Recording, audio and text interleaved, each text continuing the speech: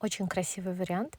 Новогодний маникюр Малефисенты, так я назвала этот урок. Но на самом деле вы сможете сделать его в любом цвете, в белом и даже в красном, под запрос вашего клиента. Стемпинг, черный лак, и все это отпечатываем на наш типс.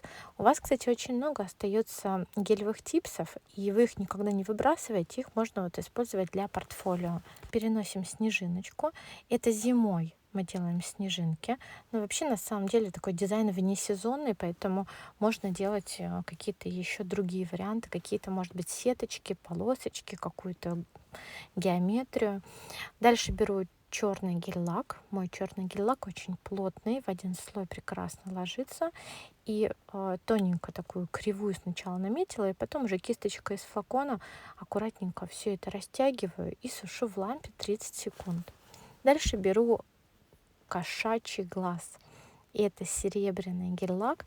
Его можно использовать просто как серебро, а можно и промагнитить. Конечно, мы, чтобы все сияло и сверкало, мы его промагнитим, чтобы смотрелось еще интереснее, еще круче. Естественно, не каждая наша клиентка выдержит такой яркий, эксцентричный, экстравагантный дизайн, но чтобы продать такие дизайны, конечно, они должны у вас стоять на полочке.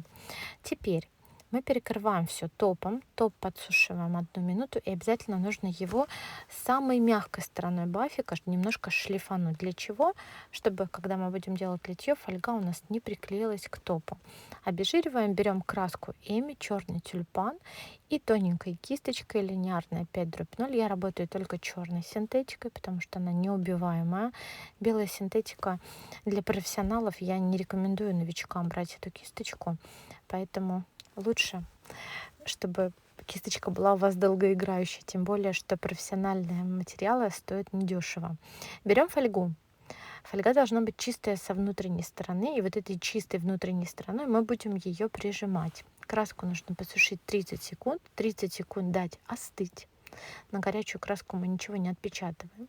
Потом прижимаем пальчиком фольгу, считаем до 5 и резко дергаем. Сильно прижимать тоже не нужно, иначе вы этот ноготь сломаете.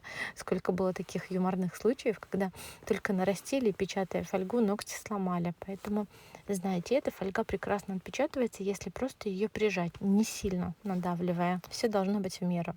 Ну и я решила добавить матовый топ, чтобы еще больше подчеркнуть сияние моего такого необычного френча. Кстати, френч может быть V-образный, он может быть ровный, а, на любой ваш вкус. Просто мне захотелось почему-то сделать именно такой а, необычный. Если не хочется делать литье, вы можете по финишу взять белый жемчуг.